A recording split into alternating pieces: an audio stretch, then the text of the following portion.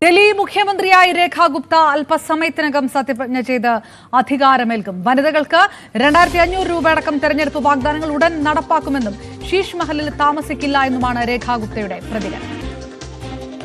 जो कमिटमेंट्स हमने दिल्ली के लिए किए हैं उन्हें पूरा करना, एक रुपए का हिसाब जिसने भी भ्रष्टाचार किया है उसे देना हो. सुरक्षा से लेके एम्पावरमेंट तक, आर्थिक एम्पावरमेंट, ये सारे एक बिंदु पे काम किया जाएगा. इसका पूरा लेआउट प्लान बनेगा. पूरी टीम इसके लिए नहीं.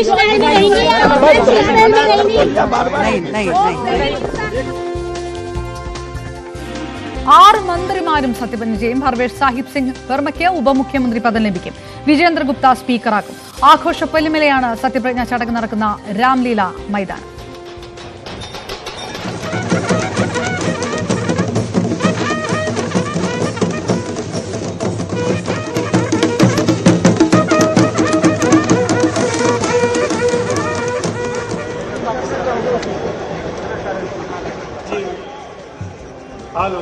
വിവരങ്ങളുമായി VR കാർത്തിക് ചേരുന്നു. കാർത്തിക്, ആരുടെ എല്ലാം സാന്നിധ്യം ഉണ്ടാകും സത്യപ്രതിജ്ഞ ചടങ്ങിൽ എന്നാണ് അറിയുന്നത്? പ്രധാനമന്ത്രി അടക്കമുള്ള പ്രധാനപ്പെട്ട BJP നേതാക്കന്മാരെല്ലാവരും ഈ ചടങ്ങിൽ പങ്കെടുക്കുന്നുണ്ടാവുമോ? എത്രത്തോളം ആഘോഷത്തിലൊക്കെയാണ് പ്രവർത്തകർ?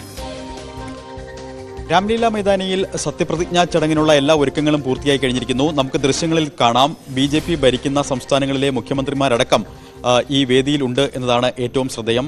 രാജ്യത്ത് 14 സംസ്ഥാനങ്ങളിൽ BJP മുഖ്യമന്ത്രിമാരുണ്ട്. എന്നാൽ ഏറെക്കാലമായി ഒരു വനിതാ മുഖ്യമന്ത്രി ഇല്ല എന്ന വിമർശനം BJP നേരിട്ടിരുന്നു. ആ വിമർശനങ്ങൾക്കുള്ള മറുപടി കൂടിയായി രേഖാ ഗുപ്ത അല്പസമയത്തിനകം ദില്ലിയുടെ 4ാമത്തെ വനിതാ മുഖ്യമന്ത്രിയായി സത്യപ്രതിജ്ഞ ചെയ്ത് അധികാരം ഏൽക്കും. കഴിഞ്ഞ ദിവസമാണ് തെരഞ്ഞെടുപ്പ് നടന്ന് ഫലം വന്ന് 11ാം ദിവസമാണ് BJP പാർലമെന്ററി ബോർഡ് ചേർന്ന് കഴിഞ്ഞ ദിവസം അപ്രതീക്ഷിതമായെങ്കിലും രേഖാ ഗുപ്തയുടെ പേര് പ്രഖ്യാപിച്ചത്. ആദ്യഘട്ടം മുതൽ തന്നെ പർവേഷ് വർമ്മയുടെ അടക്കമുള്ള പേരുകളാണ് സജീവമായി പരിഗണിക്കപ്പെട്ടിരുന്നത്. എന്നാൽ ഏറെ നാളായി വനിതാ മുഖ്യമന്ത്രിയില്ല എന്ന വിമർശനത്തിന് കൂടി മറുപടി നൽകുകയാണ് BJP കഴിഞ്ഞ ദിവസത്തെ പ്രഖ്യാപനത്തിലൂടെ. ഇത് ആദ്യ തവണയാണ് രേഖാ ഗുപ്ത നിയമസഭയിലേക്ക് തെരഞ്ഞെടുക്കപ്പെടുന്നത് എന്നതും ഏറെ ശ്രദ്ധേയമാണ്. ആദ്യ തവണ തെരഞ്ഞെടുക്കപ്പെടുന്ന ഒരു വനിതാ MLA മുഖ്യമന്ത്രി സ്ഥാനത്തേക്ക് എത്തിക്കുന്നു എന്ന പ്രത്യേകത കൂടിയുണ്ട്.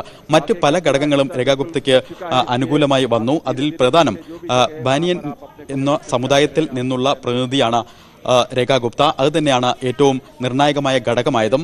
രാജസ്ഥാൻ, ഗുജറാത്ത് അടക്കമുള്ള സംസ്ഥാനങ്ങളിൽ ഈ സമുദായത്തിന് വലിയ സ്വാധീനമുണ്ട്. മാത്രമല്ല ഹരിയാനയിലാണ് രേഖാ ഗുപ്ത ജനിച്ചത്. അത്തരത്തിൽ പല ഘടകങ്ങൾ കണക്കിലെടുത്താണ് രേഖാ ഗുപ്തയെ പരിഗണിച്ചത് എന്ന് തന്നെയാണ് BJP വ്യക്തമാക്കുന്നത്. എന്തായാലും രേഖാ ഗുപ്തയ്ക്കൊപ്പം 6 മന്ത്രിമാർ കൂടി അല്പസമയത്തിനകം സത്യപ്രതിജ്ഞ ചെയ്ത് അധികാരം ഏൽക്കും. നേരത്തെ മുഖ്യമന്ത്രി സ്ഥാനത്തേക്ക് പരിഗണിക്കപ്പെട്ടിരുന്നവരാണ് ഈ 6 പേരിൽ 4 പേരും എന്നതാണ് ഏറ്റവും ശ്രദ്ധേയം.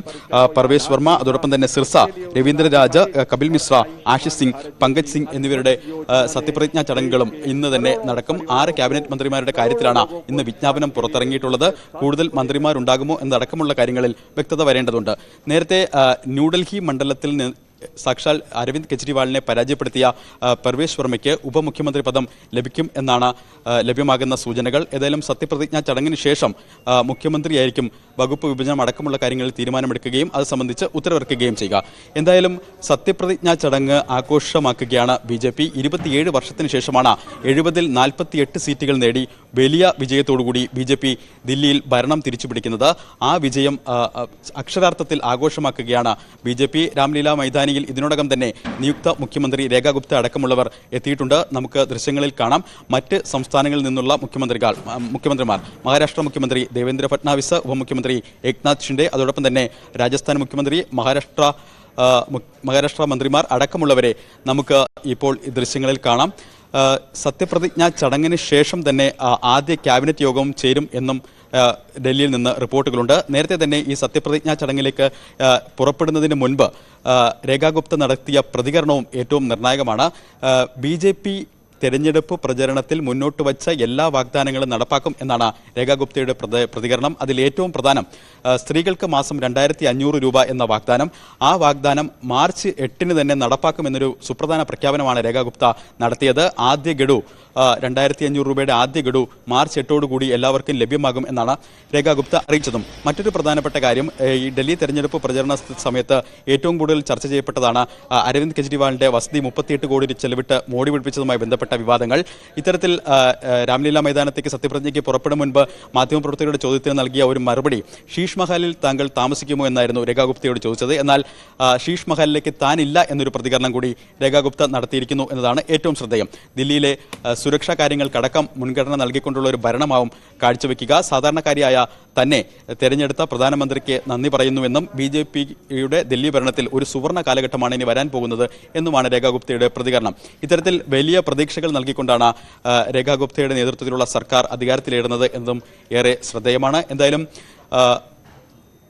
ഷീല ദീക്ഷിത്, സുഷമ സ്വരാജ്, അതീഷി എന്നിവർക്ക് ശേഷം ദില്ലിയുടെ 4ാമത്തെ മുഖ്യമന്ത്രിയായി രേഖാ ഗുപ്ത അല്പസമയത്തിനകം സത്യപ്രതിജ്ഞ ചെയ്ത് കാർത്തിക്, ഇപ്പോൾ തത്സമയ ദൃശ്യങ്ങൾ കണ്ടുകൊണ്ടിരിക്കുന്നു. രാജ്നാഥ് സിംഗ്, അമിത്ഷാ, JP നദ്ദ അടക്കമുള്ളവർ രാംലീല മൈതാനത്ത് എത്തിയിരിക്കുന്നു. പ്രധാനമന്ത്രി നരേന്ദ്രമോദി അടക്കം ഈ ചടങ്ങിൽ പങ്കെടുക്കുമെന്നുള്ള സൂചനകൾ പുറത്തു വരുമ്പോൾ 12:30 ആണ് സത്യപ്രതിജ്ഞാ ചടങ്ങ് നടക്കുന്നത്. അത്രയേറെ പ്രവർത്തകരുടെ സാന്നിധ്യം രാംലീല മൈതാനത്ത്, പ്രവർത്തകർ നിറഞ്ഞ് കവിഞ്ഞിരിക്കുന്ന ഒരു സാഹചര്യം. ഒരിക്കൽ കൂടി കാർത്തികിലേക്ക്. കാർത്തിക്, 4ാമത്തെ വനിതാ മുഖ്യമന്ത്രി, BJPയെ സംബന്ധിച്ചിടത്തോളം ഇത് ദില്ലിക്ക് അപ്പുറത്തുള്ള ഒരു രാഷ്ട്രീയം കൂടി ലക്ഷ്യമിടുന്ന ഒരു സാഹചര്യം. ബനിയ വിഭാഗത്തിൽപ്പെട്ട ഒരു നേതാവിനെ വനിതാ മുഖ്യമന്ത്രിയായി ഉയർത്തിക്കാട്ടുമ്പോൾ ഈ വിഭാഗത്തിന് ശക്തമായ അടിത്തറയുള്ള, ദില്ലിക്ക് അപ്പുറത്തേക്ക് ശക്തമായ അടിത്തറയുള്ള രാജസ്ഥാനും ഗുജറാത്തിലുമൊക്കെ നോട്ടമിടുക കൂടിയാണ് BJP ചെയ്യുന്നത്. അതായത് ദില്ലിക്ക് അപ്പുറത്തേക്കുള്ള ഒരു രാഷ്ട്രീയം കൂടി രേഖാ ഗുപ്തയുടെ സത്യപ്രതിജ്ഞാ ചടങ്ങിലൂടെ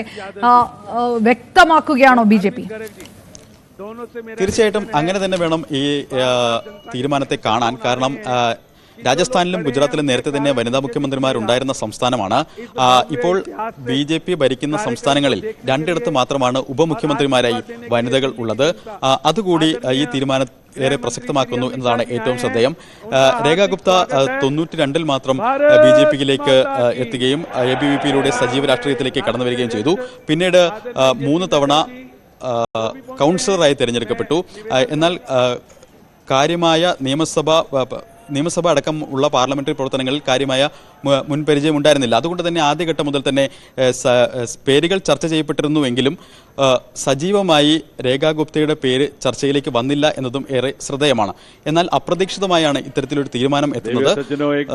ആദ്യ തവണ MLA ആയി 29,595 വോട്ടുകളുടെ ഭൂരിപക്ഷത്തിൽ AAP സ്ഥാനാർത്ഥിയെ വലിയ മാർജിനിൽ പരാജയപ്പെടുത്തിയ രേഖാ ഗുപ്തയെ ഒരു സുപ്രധാന ചുമതല BJP ഏൽപ്പിക്കുന്നു എന്നത് ഏറ്റവും ശ്രദ്ധേയം. അതും ഇത്തരത്തിൽ സാമുദായിക സമവാക്യങ്ങൾ കൂടി പരിഗണിച്ചുകൊണ്ട് ആ തീരുമാനത്തിലേക്ക് BJP എത്തിയതാണ് എന്ന് വിലയിരുത്തണം. മാത്രമല്ല, ഈ രേഖാ ഗുപ്തയ്ക്കൊപ്പം സത്യപ്രതിജ്ഞ ചെയ്ത 6